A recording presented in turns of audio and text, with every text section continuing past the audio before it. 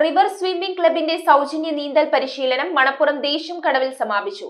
6 വയസ്സുകാരൻ കേദാറും 70 വയസ്സുകാരൻ അസീസുമടക്കം 419 പേരാണ് പെരിയാറിൽ നീന്തൽ പരിശീലനം പൂർത്തിയാക്കിയത്. വാളശ്ശേരിയിൽ റിവർ സ്വിമ്മിംഗ് ക്ലബിന്റെ സൗജന്യ നീന്തൽ പരിശീലനം സമാപിച്ചു.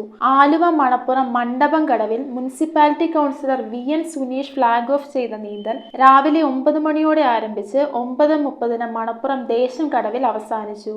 6 വയസ്സുകാരൻ കേദാറും 70 വയസ്സുകാരൻ അസീസും അടക്കം 419 പേരാണ് 1 കിലോമീറ്ററോളം പെരിയാറിൽ നീന്തിയത്. നീന്തൽ പരിശീലനം പൂർത്തിയാക്കിയ 2986 പേരിൽ 419 പേരാണ് ഇന്ന് നീന്തലിനായി ഇറങ്ങിയത്. 15 വയസ്സിൽ താഴെയുള്ള 150ഓളം കുട്ടികൾ ഇതിൽ ഉൾപ്പെടും. ഇനിയൊരു മുങ്ങിമരണം സംഭവിക്കാതിരിക്കട്ടെ, എല്ലാവരും നീന്തൽ പരിശീലിക്കൂ എന്ന സന്ദേശവുമായി സജി വാളശ്ശേരിയുടെ നേതൃത്വത്തിൽ ആലുവ മണപ്പുറം ദേശം കടവിലാണ് സൗജന്യ നീന്തൽ പരിശീലനം നൽകി വരുന്നത്. വളരെ നല്ല എക്സ്പീരിയൻസ് ആയിരുന്നു.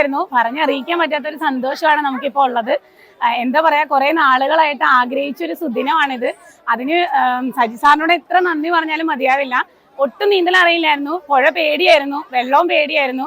പക്ഷെ 16 ദിവസം കൊണ്ട് സാറ് വളരെ എന്താ പറയാ സിസ്റ്റമാറ്റിക് ആയിട്ടാണ് ഓരോ ക്ലാസ്സുകൾ ഇവിടെ സാറ് നൽകുന്നത്.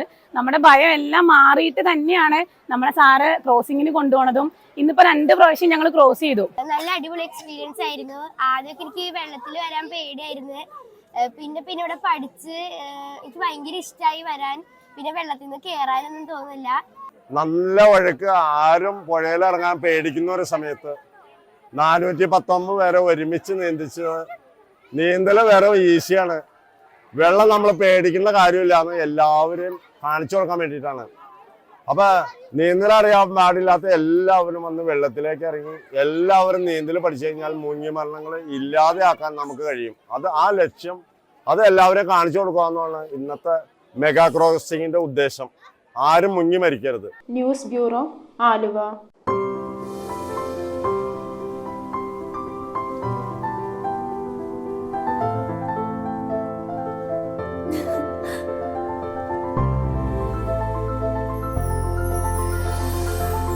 കളങ്കമില്ലാത്ത സൗഹൃദം പോലെ കലർപ്പില്ലാത്ത വിശ്വാസം.